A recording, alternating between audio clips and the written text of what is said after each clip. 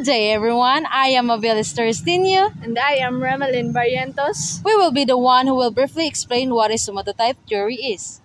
Somatotyping theory was developed by psychologist William Sheldon in the 1940s, and he classified human bodies into three primary types: ectomorph, mesomorph, and endomorph. So ectomorph are characterized by slim, lean build with narrow shoulders and hips. Mesomorph have a muscular, well-proportioned body with a broad shoulders and narrow waist. So endomorphs are distinguished by a rounder, softer psyche with a tendency to accumulate fat. Good day, sir. I am January Aiza Hodilia Albillera together with my team, and we are second-year criminology students. Sir, before we proceed to our main questions, can we ask you some startup questions? Sir, can you tell us about yourself? Sige.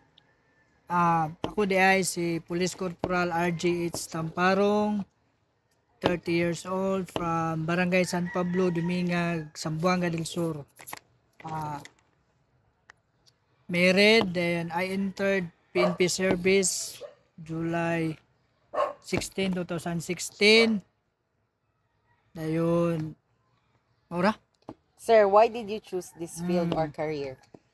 Mao gini itong siyempre makakita ta sa una wagi mga pangandoy sa itong kinabuhi nga makatrabaho ta og gwapo, at then isa pa pod gwapo man pud siya nga profession kay gawas imong pangandoy kuan pud siya kana tawag ni income generative daw sana, stable job para sa imong pamilya. Ora. So, according to the somatotype theory of William Sheldon, sir, it is described here that those who are slim, well-proportioned, and have a round body figure are usually prone to commit a crime. For you, sir, does size really matter in committing a crime? Para sa akong na-experience sa serbisyo, murag dili siya ingong applicable sa pag-commit og crime kay mura siya ga kuan bitaw ga distinguish po sa mga tambok kay kasagaran po ibutan nato ang tambok pag makakita kag tambok kay judge na ka nga kana siya kriminal, no, or niwang makaingon ka nga kana kay niwang kriminal na, dili siya. So bali dili siya applicable sa akong opinion, dili siya ang gidakon sa lawas, dili siya makaingon nga ikaw mo commit ka og crime para sa kuha. Sunod.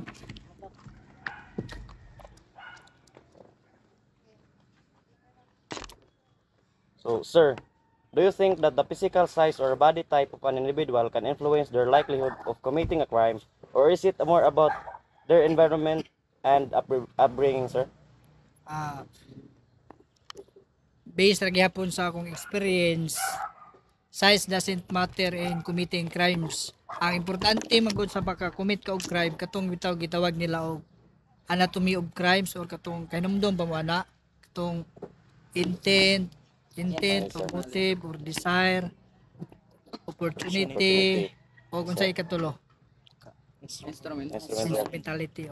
Di mura kasagaran diha siya naka sa kuha lang mo na siya pinakarason nga nung makakommit og crime, dili nang mga nitambok niwang lain man pud kayo kay mura man atong gi-judge ang mga tao gud ana pananglitan makakita tagtambok lagi kayo diha kaingon ta nga kriminal na, dili na siya mao.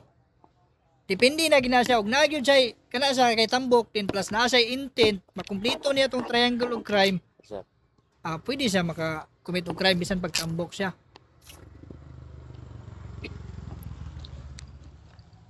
Okay, so for the third question, sir, is in your own opinion, sir, is there any scientific evidence that supports or proves the idea that body size influence criminal behavior? Usahay makaingon pud ta nga kana mga tambok medyo luya mi gina sila dayon tungod silang ka usahay medyo luya di murag masagulan po silang mga huna-huna ba na mga trigger factor bitaw nga maka-commit sila og crime, pero dili gyapon nato sila kuan lagi i-discriminate nga abi kay tambok or niwang dali ra sila maka-commit og crime. Dito ra gyapon ta magbase sa atong anatomy og crime. Basta makumpleto na to itong tulo, bisan pag tambok siya, pero nana siya intent, napod siya opportunity pero dili man siya wala siya kapasidad nga mo commit ato nga crime. Pero dili ra gyapon nato siya. Dili ra gyapon ta makaingon nga ang tambok or ang niwang prone sila nga mo commit og crime. In your opinion, sir, can the focus on body type in theories like somatotype lead to the bias in criminal profiling? Mura pud siya ko ano. Nahog pud siya atong laging gibayas ang mga profiling sa mga individuals nga katong mga kasagaran man gud kita mga judgmental mga itong mga huna-huna sa mo tag mag-eskwela lagi nga ani. Dem ingon din ka lagi nga naka-eskwela man mo kay kita mong tambok. Kay nasulod sa inyong utok nga kasagaran sa mga tambok dali maka-commit og crime. Munang inyong i-judgmental pero dili gyapon mo kuan lagi. Besa i-profiling ninyo og tawo gyapon ang kuan.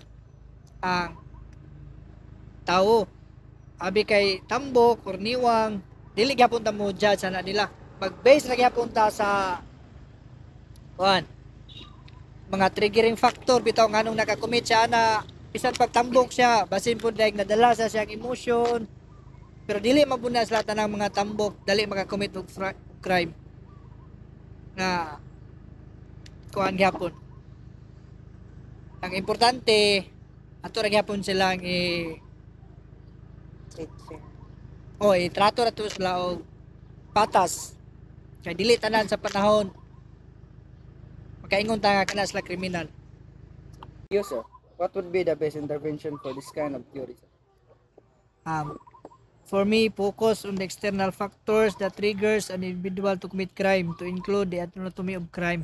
So bali, ang kini nga theory murag dili kay siya ingon nga applicable sa atoa kay mura man siya nahog manguni nga kini nga theory nga atong gi judgmental bitaw atong gi desisyonan daan ang mga katubi daw mga obese o katong mga niwang gawas katong mga normal ana kay kana siya kay normal dili na mo commit og crime dili na mao mas kasagaran pa noon kana sila kay mga kuan mag-base sa gyapon ta sa anatomy of crime ato ang importante kini ining desire or intent then opportunity or capacity dayon instrumentality day so bali ang somatotype theory kinahanglan pagid siya tingali nato kuan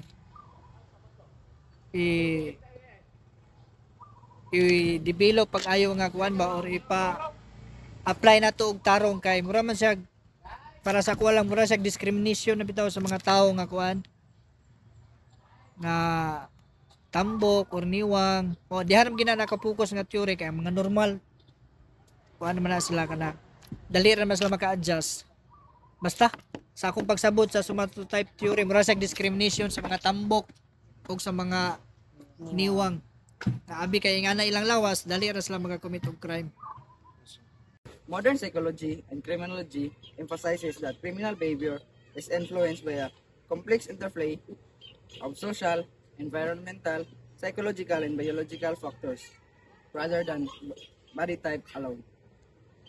So in addition, somatotype theory is already outdated and it is not applicable in our modern time in criminology because in determining a person if he or she can commit a crime, body type doesn't really matter, and the only matter is that we can say that a person can commit a crime is that he or she has the intent, the opportunity, and the instrumentality.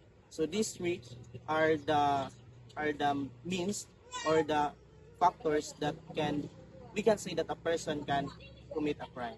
So that's all.